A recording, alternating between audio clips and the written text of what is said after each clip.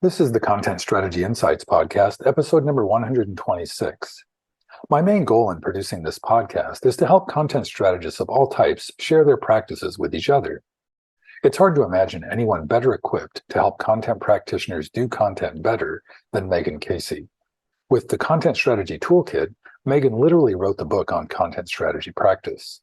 We talk about her book, its forthcoming revision, and the importance of collaboration and community in any kind of modern content work.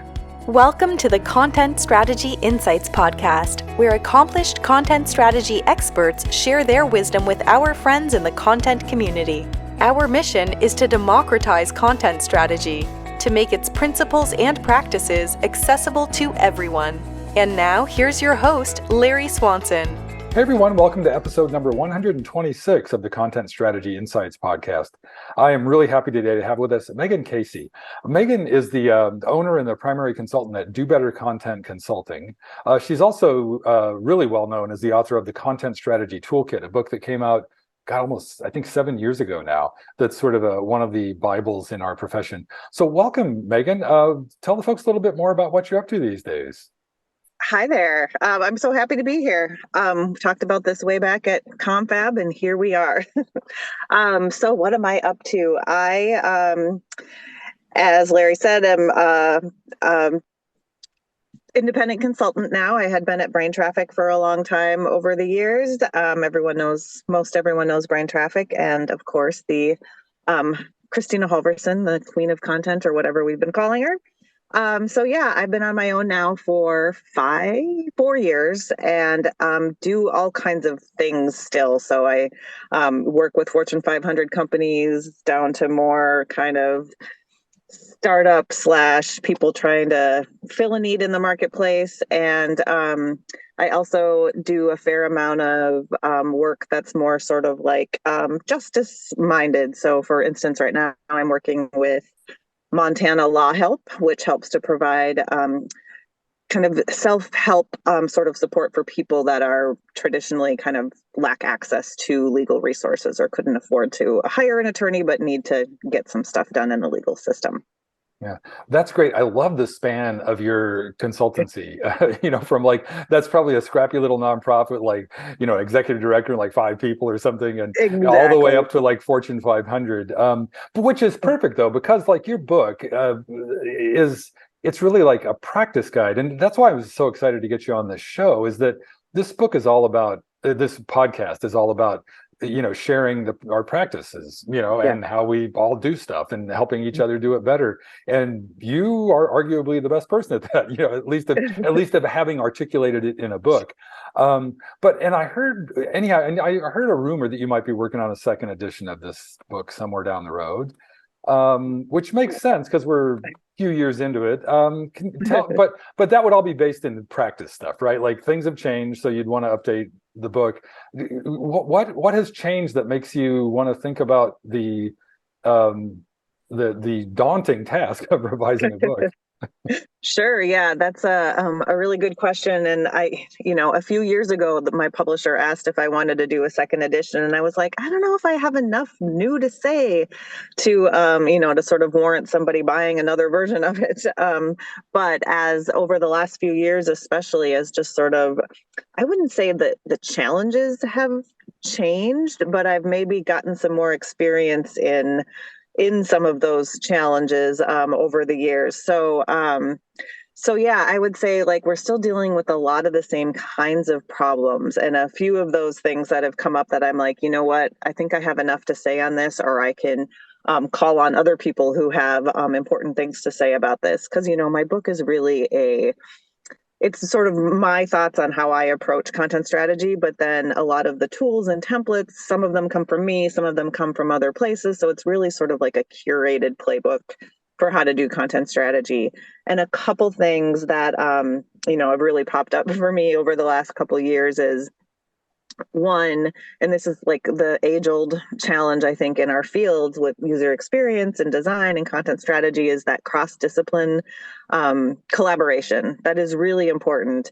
And not forgetting the developers in that cross-discipline collaboration. So like, I think everyone in our field feels like, oh, people just go make decisions and then they lob it over to me.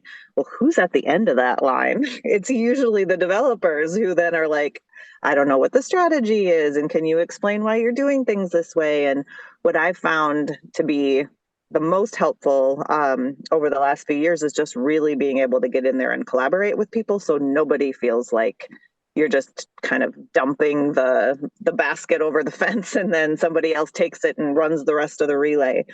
So I really want to do some special work on collaboration and cross-discipline collaboration, and like helping us see that our collaborators or the people that we should be collaborating with are not our enemies. Like they're, sometimes we just want to like hand it over and then be like, all right, you take it from here. And I think we should do less of that and more collaborating. So that's one big piece. And the other one that I think is super important is the idea of change management. There's so much of what we do in content strategy and just content work that really kind of changes the way that organizations, people need to think about content, about messaging, about all kinds of things. So that change management piece, I think, is really important. And I'm going to delve into that a little bit more. And then the other thing that I'm really building out in this edition is getting way more detailed into the components of content design, the way that I framed it up in the first book, which is first you're prioritizing what content you need based on user data, user research, user needs. Then you're organizing it for wayfinding and being able to access it from different ways. Navigation, search, those kinds of things. Then we're figuring out how does it look on the front end to the people who are, look isn't maybe the right word because I don't design, but how does it come together on the front end for the people who are going to be interacting with the content? And then finally, what's the structure and the specifications that help ensure that it's related in the right ways and it's showing up the right way on the front end, and we know what messages we want to communicate about what specific things. So last time, I think content design was a chapter, and this time it's a section with 4 chapters in it, kind of going through each of those key areas and also including some user testing approaches along the way, because there's testing that can be done at every single one of those phases. And testing that's really focused on the content, not just the look and the feel. So super excited about that. And then the last thing I'll say about kind of what's different in the book is a section about building your content playbook so that everybody in your organization is sort of walking, like following the same plays for, sports metaphor, to make sure that we're all kind of thinking about content the same way and we have consistent tools and processes in order to make it all happen. Oh, and one other thing I'm really excited about is thinking about what does it mean to have optimized content processes and operations? And I came up with about a year ago, sort of like 4 criteria. And I don't know if I'm going to give them all away yet, but sort of 4 criteria for what makes processes optimized. And I'm building out a little kind of assessment worksheet or something to help people make that assessment. That's I love that. That's so interesting, and I'm totally intrigued. But I will honor your desire to hold that for the book. But I am curious about, is that sort of like there's the various content maturity models in Jared Spool's like UX and other folks have. Yep. Is it sort of like an operational maturity model, or? I don't know that I would necessarily call it a maturity model, but there's elements of that for sure. It's kind of more like if you're realizing that process, which is often what's holding us back from doing the great work. It's like we're all really smart people and we can write well and we can do these, we can do that stuff well, but do we have the enablement set up to allow us to do it in a way that helps us adhere to the strategy over time and that kind of thing? So, I'll give an example. So one of them is just like, do we have the right people with the right skills? And are there any gaps that we need to fill in order to be able to do this work well? So that's one of them. Oh, and, okay, I'll give away another one. Collaboration is another one that we are we have figured out, or at least started to figure out, how do we collaborate to do this work well versus the sort of like waterfall handoff approach. Um, yeah, and that's what I'm finding is a lot of people aren't collaborating.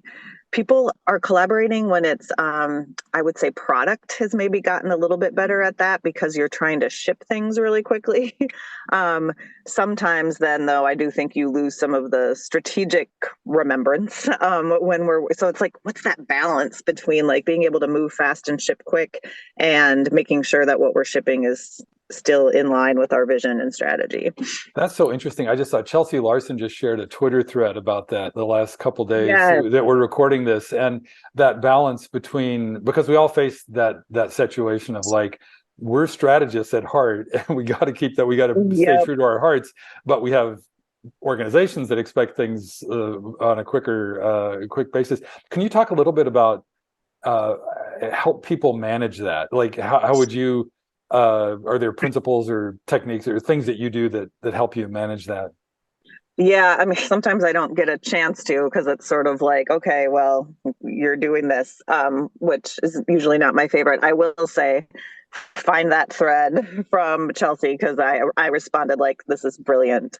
I'll make sure to I link to it in think, the show notes. Yeah. yeah, that because it's a really great thread. The other thread from recently that I encourage everyone to read is one from Erica Hall about research, and how we're kind of manipulating research in a weird way, to like over validate. Maybe I'm not exactly sure what the right anyway. So Erica talks about that, and it's also another brilliant thread. I mean, basically everything Erica and Chelsea say are brilliant, but these particular ones are recent examples.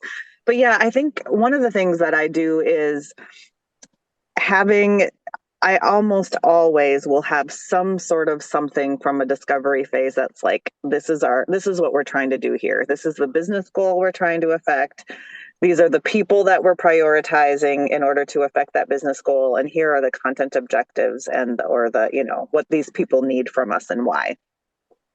And I think a lot of times it's just going back to that, just being like, this just happened on another client. It's like, oh, well, we don't think we want to do this. And it's like, okay, well, let's look back at our strategy. That's like literally the point. So let's do that.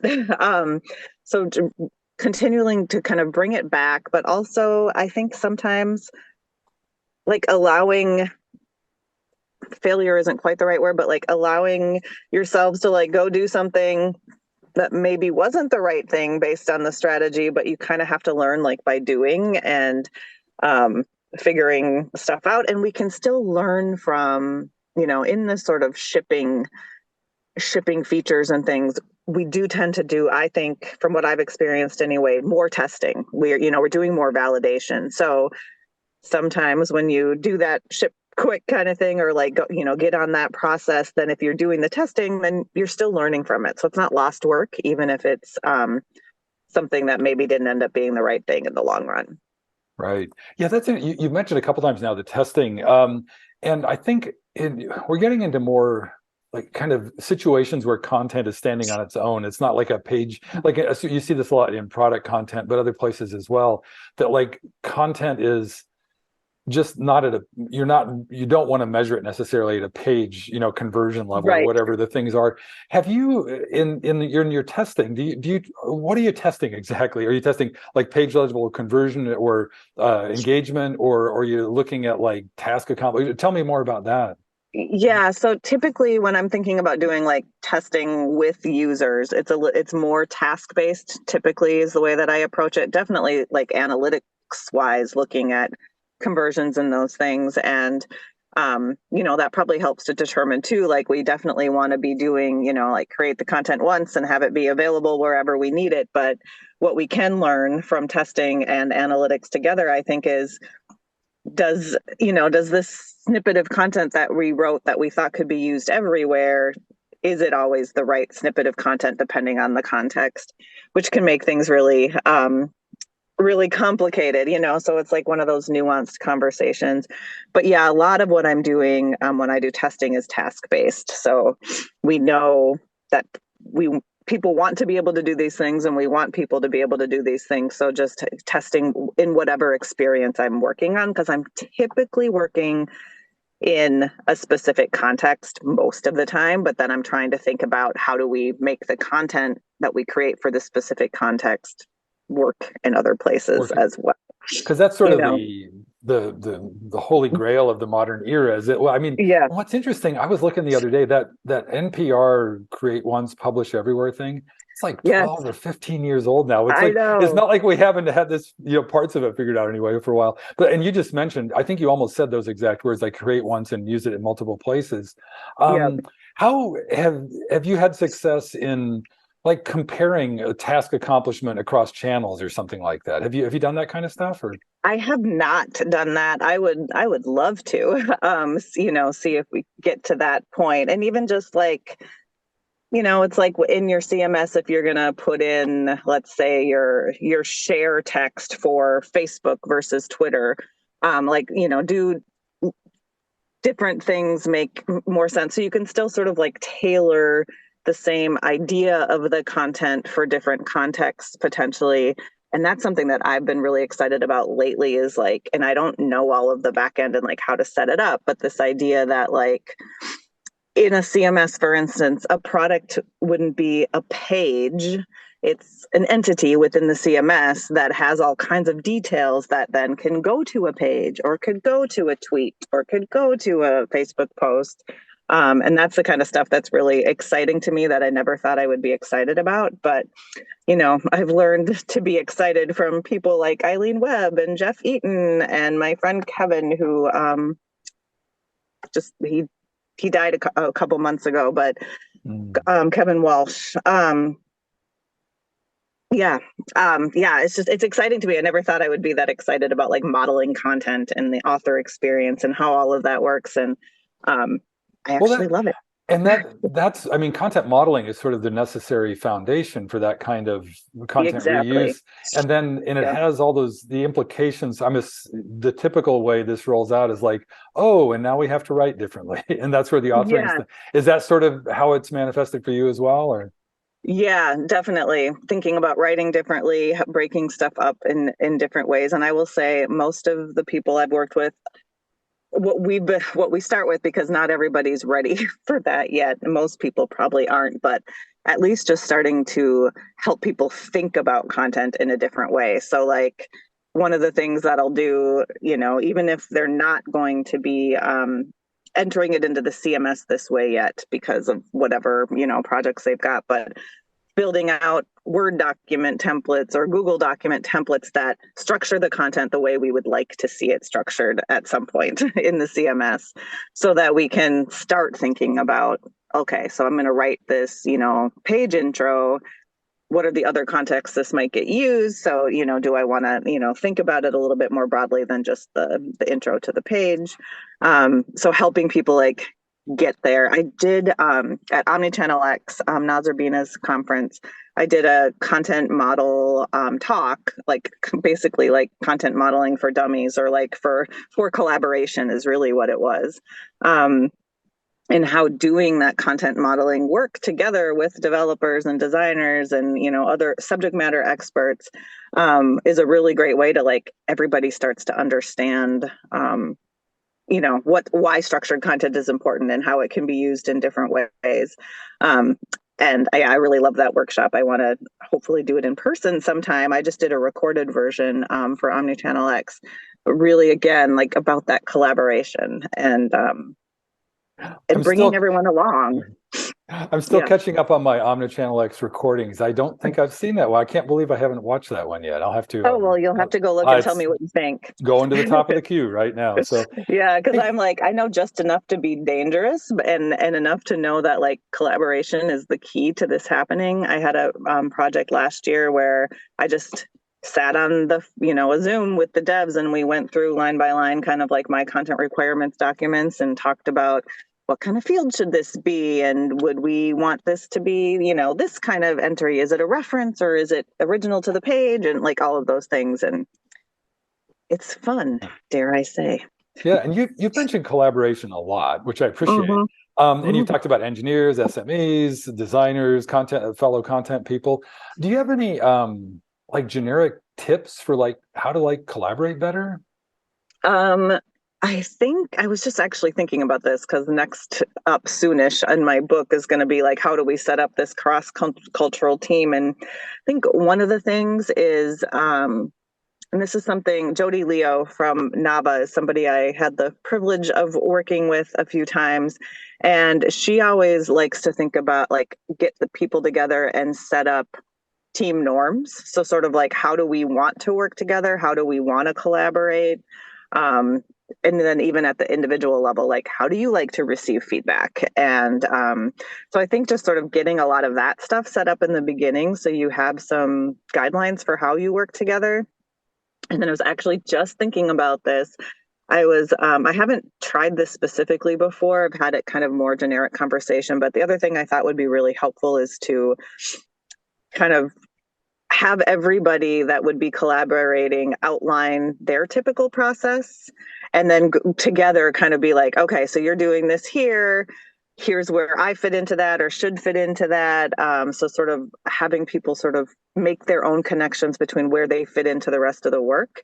And then also, I think it's really important for content people, UX designers, even, like back-end content strategists and developers, to kind of go over those areas where there could be overlap, like where maybe you're used to doing this thing, but maybe on this project, somebody else is going to be doing this thing, to make sure you're not stepping on each other's toes, and then understanding like, oh, you like to do this too. I like to do this. Let's do this together. Let's work on it together. That's right. As you described that, I was thinking lately about like boundary issues around professional boundaries about like, just who does what. And collaboration is obviously the ideal tool for setting that out. How do you think about it that way, about like boundaries? Both though can be like walls or it could be like a semi-permeable membrane. I don't know. Like how do you think? Do you have like models that you think about around that? I don't know that I would say a model, but I feel like having the ability to be fluid with the boundaries, but having conversations is the most important thing. So you might have a boundary or a guideline like, I always do these things in my process. And then you might realize like, oh, okay, well, if I'm collaborating truly, someone else might be doing some of this work that then I can just benefit from, or I can listen in on, or so sort of having sort of like things that are almost like ultimatums for the way that you work. And then, but also being able to sort of flex them as needed. So I think it's a lot about just like letting things flow a little bit, but then also kind of knowing when it's like, I got to say something about this because this isn't going to get me what I need, or those kinds of things. I'm really trying to think less about, I saw a tweet, sorry, I'm kind of going off on a tangent, but I saw a tweet not that long ago about how somebody was complaining, a product person, that developers don't understand the strategy. So they can't, like, it was kind of like poo-pooing on developers for not getting it. And I'm like, well, getting it is all of our jobs, like they weren't on the team. It was like the developers were these separate little group of zombies over here or something. And it was like, no, everyone's on the product team. Everybody who touches the product is on the product team. So how do we think about not having that sort of like adversarial approach to it? And people don't get it. I'm like, well, somebody doesn't get what I'm doing. More often than not, there's something I could have done differently to explain, and sometimes it's really like, maybe people had questions and they never asked. Like we all have to have like our own responsibility and agency to like get what we need, ask the questions we need to ask. But I'm really trying hard to like not go down that, well, they just don't get it road, because it's not productive. That's kind of the opposite of collaboration. It sounds like, no, that makes sense. Yeah, and I love the way do you like workshop around that, or like that idea? I love the ideas you just said. Was it Jody Leo, I think you said, was there? Yes. Yep. Yeah, Yep. that sounds like a fantastic approach. But one thing I was curious, something you said just now reminded me Mhm. to ask, do you see any like fine tuning of this in like sort of project-based short-term teams versus long-term team building? Do you see any differences there? Yeah, I mean, I think that the idea of it, makes sense at all levels. I think, maybe it makes sense to sort of do it at the micro level, a little bit, like project teams, and then maybe some of the thing you can be, let's say you're in a role where you're kind of able to have purview into different teams working together or whatever. Maybe then you can extract sort of like common things that keep coming up across those smaller teams that then can kind of roll up to, as a, let's say you're a big company, as a content operations team or a content team, whatever it is. These are sort of like the guiding principles with how we work together, that is based on stuff that's happened at a more micro level, perhaps, or something along those lines. And I do think there needs to be, again, flexibility. So, Hmm. you might have something that's like very up here and it's lovely, and then you get down to a project that, let's say it's, one of those like rapid response kinds of projects where, it's just like, okay, we have to fix this because of a regulation that changed or something like that. Um, then you still have that kind of stuff to kind of help ground you, but it might not function exactly the same way in a, something like that. Yep. The war room projects, when you just get locked in a room for 2 weeks. I haven't done one of those in years, but I remember that it's always horrible folding chairs or something too. It's Yes, like, yeah. yes, yep. Um, but hey, I can't believe we're coming up close to time, Megan. I always Oh like my to make sure gosh. though. Yeah, it's like it's a half hour goes quick, but Yeah. I like to. I had David Dylan Thomas and Day Cabilds on a while back talking about cognitive overload. So I don't like to Oh, overload my people with too much. But anyhow, this has been great. But I also want to make sure, is there anything last, anything that's just on your mind about content practice or anything else these days that you want to make sure we share before we wrap up?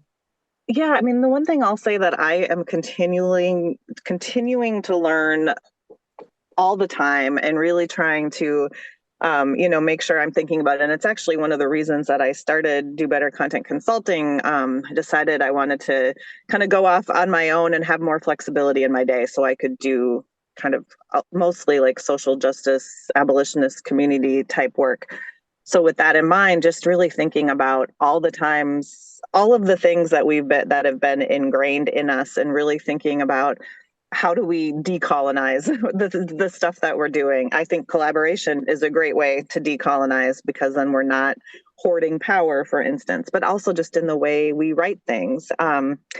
My friend Eddie just wrote this really amazing blog post about writing for content for disability, and how we think about those things and how we talk about those things. So I just feel like I'm always trying to learn, how do I not replicate oppressive practices in what I do, and I screw it up all the time, I'm sure. But yeah, super important to me to continually learn on that front. Yeah, I'm wondering, as you talk about that, I'm curious now, like we talked a lot about collaboration today, and there's also this notion that's, I think, really taken hold in the design community of like designing with, not for. So I'm wondering, Mm-hmm. how do you rope in, like when you're doing specifically justice-oriented work or just any kind of inclusive work, Yep. how much, and you talked a lot about learning too, so I'm wondering how much back and forth learning there is between different kinds of collaborations. Oh yeah, for sure. Like I do a lot of I'm not doing much like content work in the more social justice abolitionist space. It's just a lot of community relationships and contacts, and I continually am learning a lot. I'm like the auntie kind of age of most of the people that I'm collaborating with on the ground. In Minneapolis, around like court support and jail support and some of those kinds of things. And I continually learn from these younger people just about language, and um, people are, yeah, just like kind of calling in when people are doing something that you know, might be oppressive, and we don't even always know. So I think, yeah, like building relationships, I think, is the key to all of it, really. There sometimes I think is this separatism that still happens when people aren't really willing to, like, maybe cognitively we get that there's issues with racial justice and transphobia and all of these kinds of things, but we're too afraid to build relationships with people. And what I've found over the years is that we do our best work when we're in community and not sort of thinking of some, being sort of separate. Kind of like that white savior mentality doesn't really get anyone free, because you're already operating from a sense of like, I somehow am better, and not even in the way that you might think, but it's sort of like I'm helping this poor person versus, no, we're in community together and we're gonna all get free together. I love that community collaboration all over the place, and Yes. learning back and forth. That's fantastic. Hey, one very last thing, Megan, what's the best place for folks to stay in touch with you? I assume Do Better Content is a good destination. And Yep, Meghan at dobettercontent.com, or there's a form on my website. I am on Twitter at Meg's Case, MEGHSCASE, but my Twitter most of the time lately seems to be a little more police and prison abolition minded stuff. So if you're for content strategy, maybe not. Yeah. And then you can always find me at Confab and/or Button because I like to go play with my friends. Right. I'll be there too. I'm looking forward to meeting you in person, seeing you in person there. Yes. Cool. Well, thanks so much, Megan. This was really fun. Yes, it was super fun. Thank you. Thank you for listening. If you can think of a friend who might enjoy this episode, please share it with them. And please join us again for our next content strategy interview.